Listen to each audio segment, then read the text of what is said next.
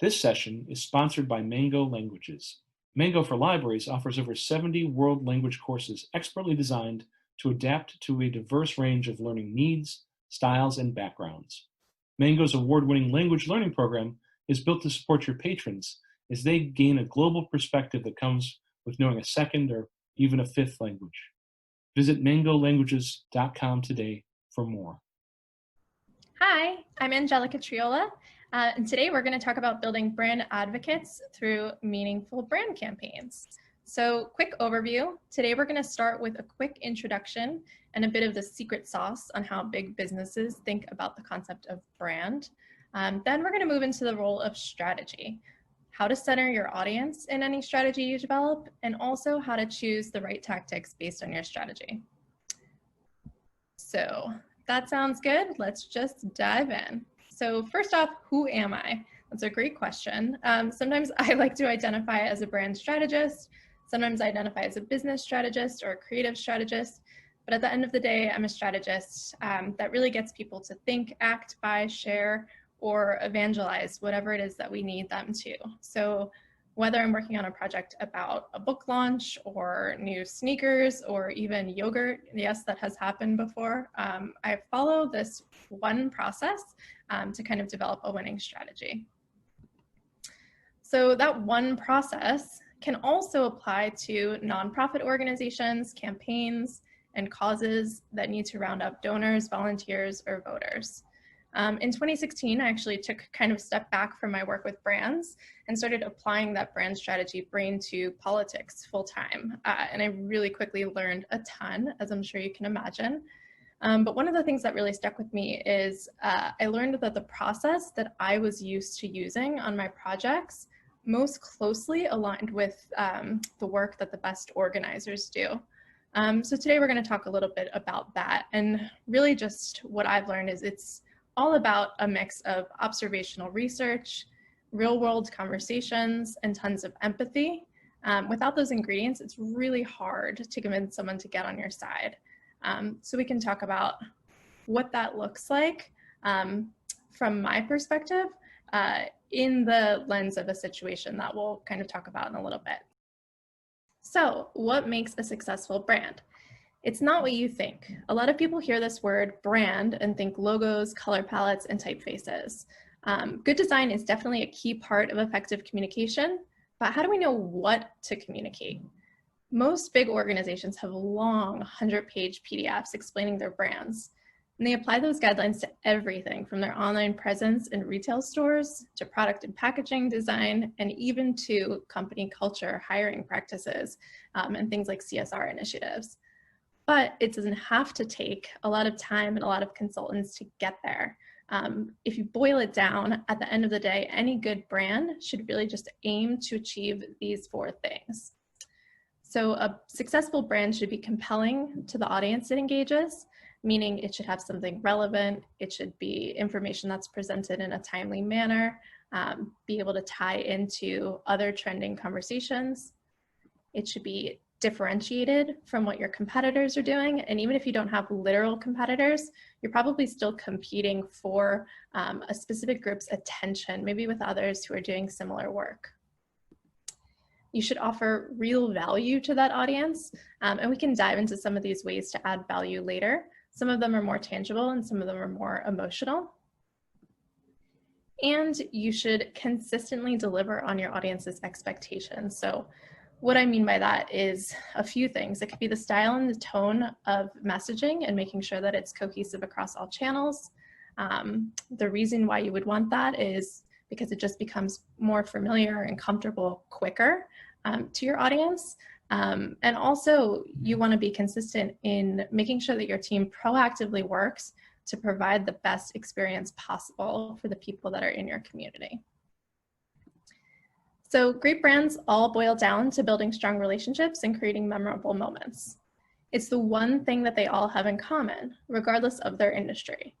And these memorable moments leave people with a positive feeling. I love to talk about, with a brand, what's that one thing that you remember about them? What's the one line that you'll say, when somebody brings them up in a conversation at a cocktail party, if you can remember days when we had those.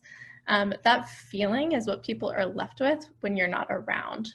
And it's what they remember you by, and it's the most important thing to get right. It's also what turns bystanders into active brand advocates. So when we say brand advocates, what we mean are people who are willing to promote and defend your cause on their own without any additional incentives. Okay, so I know this sounds like a bit of magic, but let's just start to break down what this could mean within your organization. First, let's talk about strategy. So for the purposes of this discussion, let's think about it through the frame of who you want to talk to. So one, prioritized audience.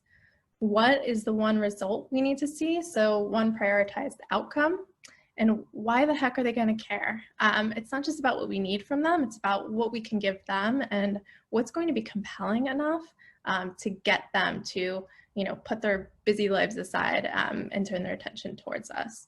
If you can't answer these three questions, you're not ready to jump yet to how, when, or where you should reach those people. Why is defining a strategy important? So before you get to those steps, it's important to align on this who, what, and why. If you can get everyone on your team on the same page, you can save time and resources with one clear, narrow focus. So no more spinning wheels or changing directions mid-project. You'll develop a more compelling creative concept and message just by pausing to put yourself in the shoes of the audience first.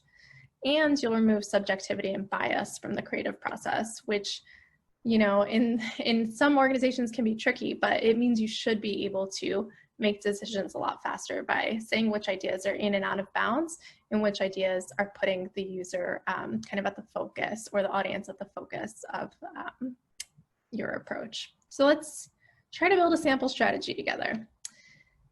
For this workshop, let's just pretend that we're an organization that focuses on protecting voter rights. So we obviously know that there's a deep need for poll workers for the upcoming election, and not a lot of public awareness on this issue or even how to get involved. Our organization doesn't have a ton of staff or marketing dollars on hand, so we have to get a little bit creative. Rather than start spending ads to target everyone on Facebook or other platforms within a certain zip code or radius, we first pause to think about our strengths and what assets we can use. So if we think about that, we have a small mailing list, an email list of a few hundred people who have come to past volunteer events. And we're pretty confident that those individuals have had a good experience with us in the past. We know this because no one's really complained. We've had some people that have come back a second time. So we just know that that's maybe a good place to start. So what would a clear strategy look like? First, we start by answering those two questions we brought up earlier, who and what. So for this campaign, who is past volunteers? People we've had a positive exchange with already, and who we know like us. Our what is to get more people to commit to working on election day. And we try to write this in a way that's specific and measurable so it's easier to track progress. Whenever we try a new tactic, we always like to check in and see how much impact it made. If it made a significant amount of impact, we try to think of ways to replicate it and optimize it into different versions of that same tactic. And if it doesn't work, we kind of move on to a totally different approach.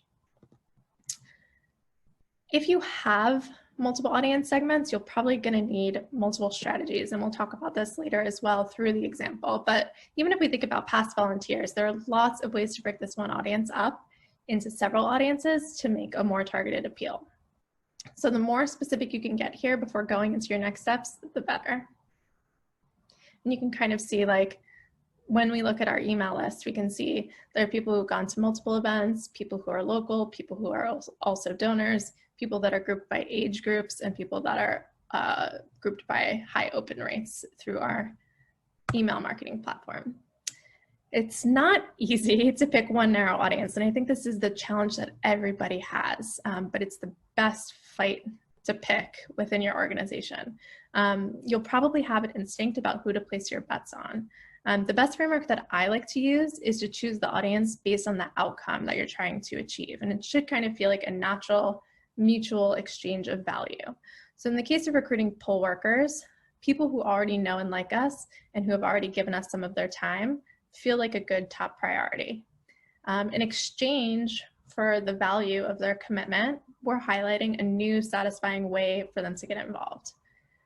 Other groups may take more resources to get on board. They may need more convincing, they may be harder to reach, which is why we kind of put them in the secondary bucket. The third bucket may be people that are just worth keeping in mind that we don't want to exclude from the conversation, but we know that they're not going to be the lowest hanging fruit. It's good to map out all of these different potential audiences and then organize them to determine who belongs at the very center of your target. So aligning on strategy before diving into tactics is always going to be the best way to hit your goals. Now, let's move on to what I mean when I say centering our audience. So once we've kind of honed in on these segments that we think will be the most responsive, I've kind of honed in, just for the purpose of this exercise, on people who have taken higher weight engagements with us or who continue to show extended interest or sustained interest in what we're working on. Next, what I would try to do is just conduct some simple research. This is how we start every single project. So before we decide what tactics we're using or anything like that, we always just try to figure out a little bit more about the behaviors, motivations, and potential blockers for people that we want to get involved. So I always recommend, if you have access to a massive group of respondents, obviously always go for the largest possible group. But if you can get in touch with like 12 people, a dozen is usually fine, and it'll give you enough variation of insights to really kind of compare answers from different segments and find some intersections. If you wanted to do an online survey, obviously, there are tools for that online that are free. I like to use Typeform, SurveyMonkey, and SurveyGizmo. And if I'm doing things like one-on-one interviews, which I usually schedule from anywhere from 30 to 45 minutes, I love doing them. I think you get a lot more nuanced context when you're talking with people. This is really like, I think, in field work, it's the relational organizing, the deep canvassing of the world. So use the scheduling tool like Calendly, reach out to people and let them put time in your calendar to just have a chat. I would also recruit a few people outside of my assumed target audience to just see if there's any contrast or any differences, or if there's any insights that might also apply to other groups.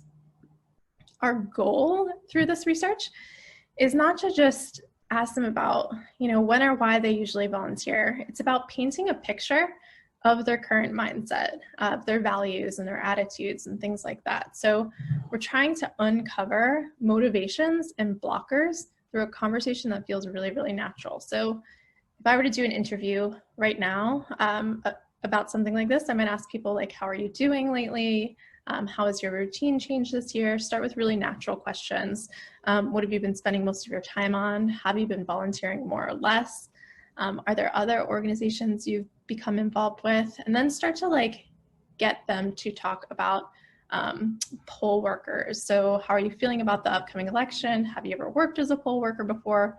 What do you know about the role? What questions do you know about the role, or do you have about the role? And then I usually ask, instead of being like, would you be a poll worker? The question that we're really looking for here is, what qualities do you think a poll worker should have? And do you know anyone who might want to be a poll worker? When you remove them from the center of the question, you're going to get a lot more honest answers, because those people won't be as likely to try to please you.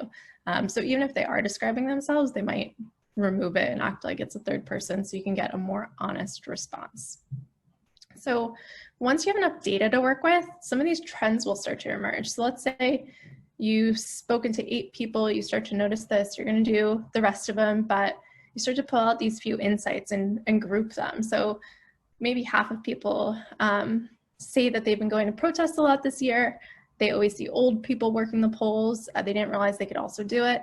And there's this other group of people emerging that is concerned that maybe it's not safe to work at the polls with COVID, but they've been reading a lot in the news and they're worried about the security of elections. So these are kind of 2 different groups who are all part of that same audience of past volunteers. They have very different perspectives.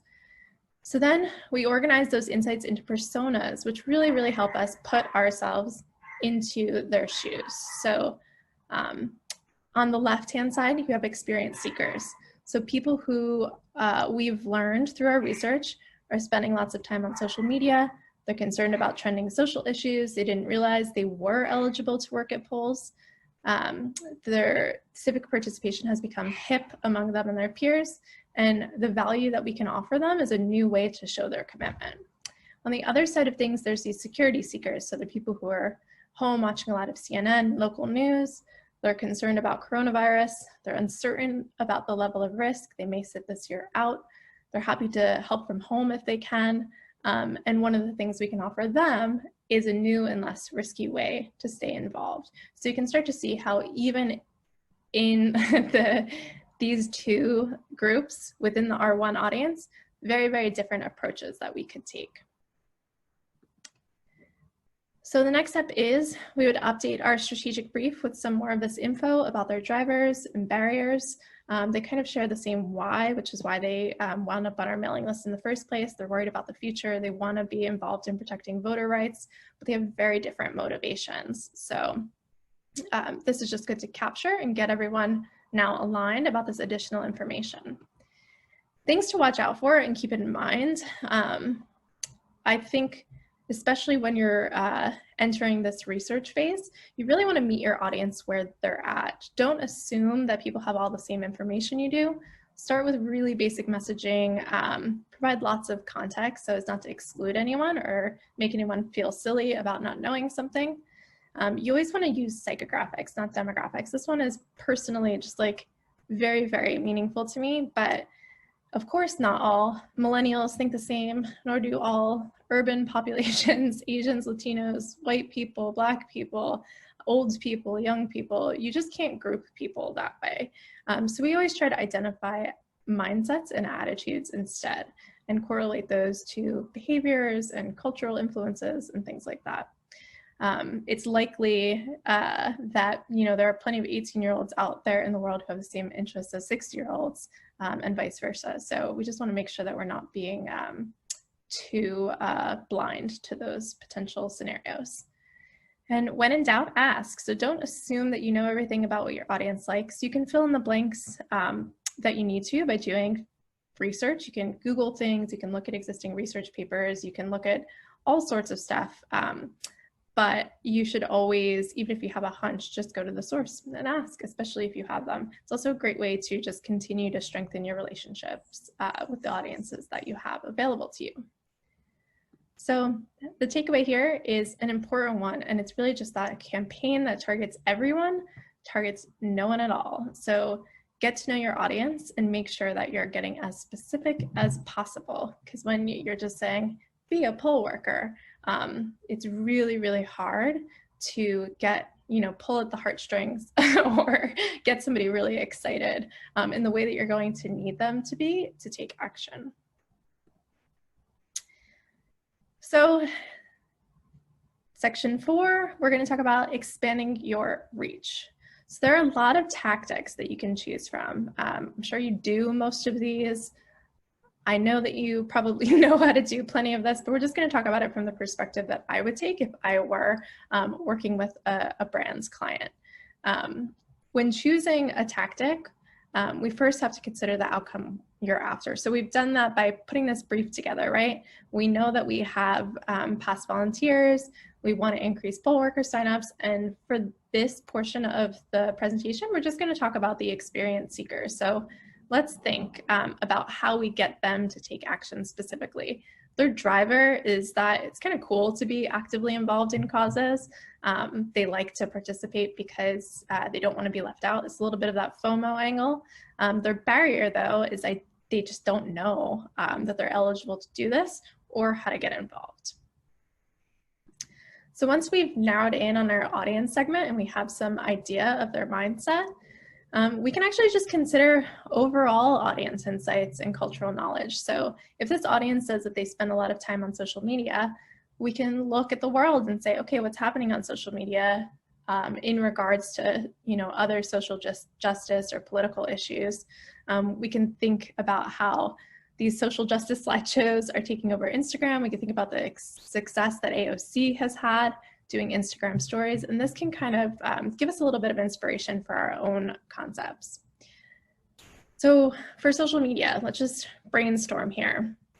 One of the things that I always like to do is just tell simple stories with facts. People love tidbits of information that they can share that make them seem smart, to be honest. It's always like a little bit of a selfish motivation, and that's okay because we're just only human. But giving them a way to sound smart, seem influential and educated, if it's something that they would share on their platform, it's something that's adding value to their own followers. So we can package really, really smart stories in little carousels on Instagram or short videos, Instagram stories, things like that. So thinking about narratives that kind of run you through the details of the problem and set up the solution to fix that problem. We never want to focus on just negatives. We always want to point people in the direction of positive actions they can take. You can use design templates on apps like Canva and Mojo to make clear, attractive, easy to share posts and videos. Yes, even big brands do this. It's really, really effective. And if you can create a set of branded templates for your own organization, that's even better, because then anyone at any level of the organization can kind of go in there and help themselves without being a designer. You can try going live on social platforms to cut through algorithms, jump to the tops of people's feeds and reach more people. And you can search for tips on recording great video at home. So there's plenty of articles about this right now, but you definitely don't need any fancy equipment or anything expensive. You can get great stuff on just your laptop or your phone. So definitely look at that. As things change on the internet, people are not as worried about the quality of the video that they're watching. They're still happy to see something that's been filmed in someone's home. From an influencer's perspective, just be direct and ask people to share your post. Organize everything that they need in one place, like really good organizers do. Give links to graphics or live posts, suggested copy and background info. And then the thing that always matters from my perspective is to just remember that influencers aren't just celebrities. Celebrities actually might make a lower impact than just like everyday influencers, and every community has these, whether it's the owner of a cupcake shop, a pet shop, a hair salon. No matter how small someone's social following is, you always want to treat them like an influencer. And that's really where you start to get into this brand advocacy portion of things, where you're really empowering people to act on your behalf. When people create original content with your message, share it to reciprocate their effort and celebrate their involvement publicly. And then just comment, like, and thank them for boosting that message. So, it's the same as building relationships. If you're building brand advocacy, you really want to make sure that you're acknowledging those people directly. And you can always go back to different insights if you want to spark new creative ideas. So let's think about the fact that this audience really cares about issues of race, rights, social justice. TikTok in and of itself has become like a platform for people who are trying to do meaningful activism, which is really, really interesting. And these are big news stories right now. You don't have to be, you don't have to have specific insights to find these on your own and get this research. From a digital events perspective, if we take that into account, knowing that these people care about other social justice initiatives, we can kind of create programs around that idea.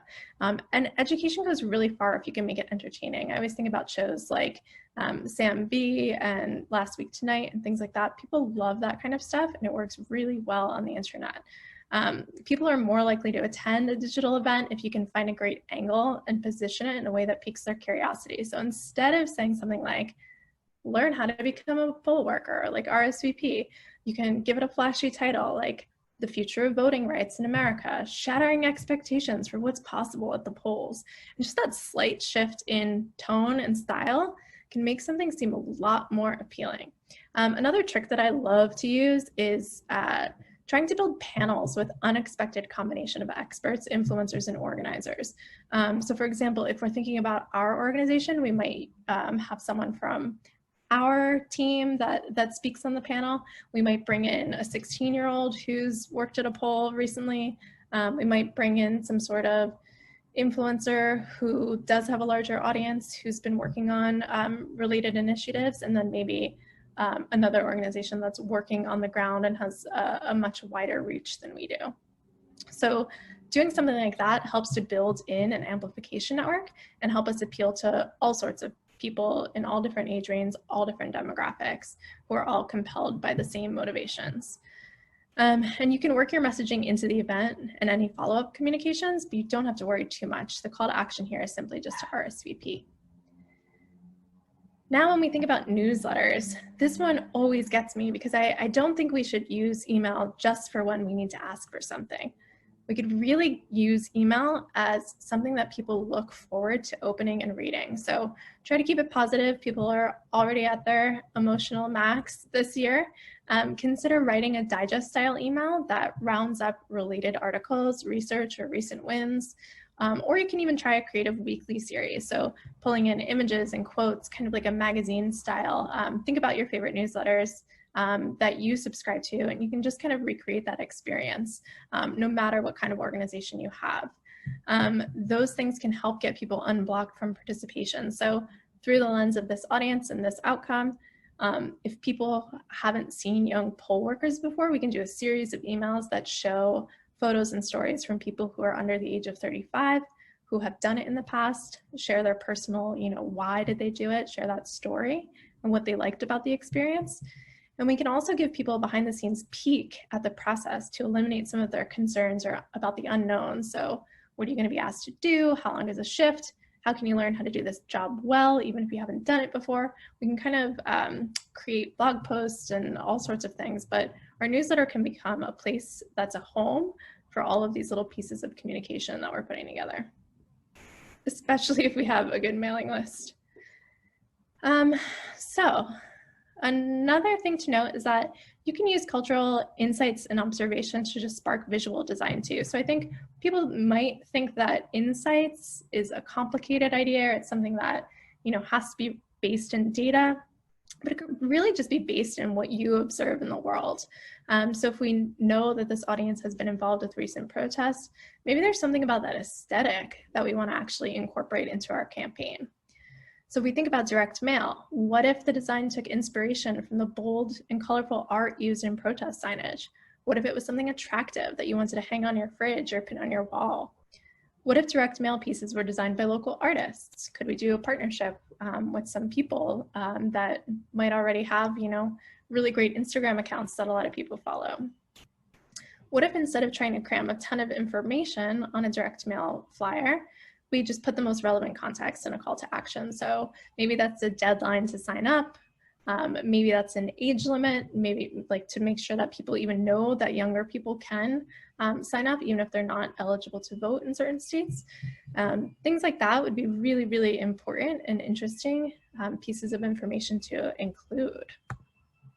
And that is focused too. I just want to jump back for a second. That is focused too on these positive things. It's not about like what's going to go wrong if we don't become a poll worker. It's just focusing on the opportunities, which I think is what a lot of people want. And then last but not least, just chatting about earned media and acknowledging this. Earned media is media that you don't pay for. So don't overlook the power of being the first at something. A lot of people always want to cover, some new breaking, like never before seen, never before been done type news. If that applies to your situation, great, awesome, embrace it. It's fine to alert the media on your own. You should make a list of people who cover topics related to your cause and keep it handy for when you have something big happening. Stunts do work, but they can take a lot of resources and energy. So just about if you have the bandwidth to stage a moment. You can get a lot of attention from other sources this way, both from bystanders and especially in high traffic areas. Let's say you were to set up a distanced event in a park in your town, or buy an eye-catching billboard or even street level art. Things like that can get shared a lot because people are always creating content on their phones. So it's good to think about what you might be able to do. Those things that you have to really produce in the real world can take more time.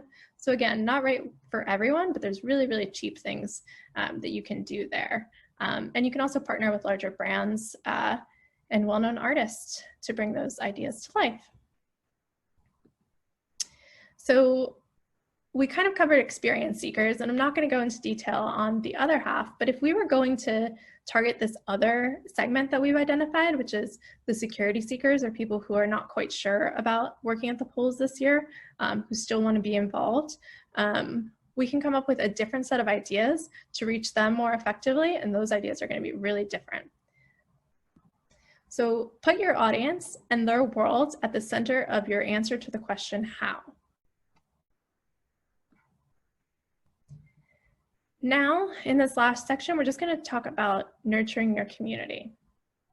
So now that you have people who are interested, what do you do with them? Maybe they've signed up and that's amazing, and you want to get them to invite a friend. That's a possible path. We usually, once people have kind of, for lack of a better term, like converted, we can go ahead and ask them for additional things, but we really want to engage them one-on-one as often as possible. It's going to be really weird if we come back to them months later with a different request if we haven't been building that trust and kind of that mutual respect day after day. So sometimes this happens on social media. It can absolutely happen on other ways, but it is important.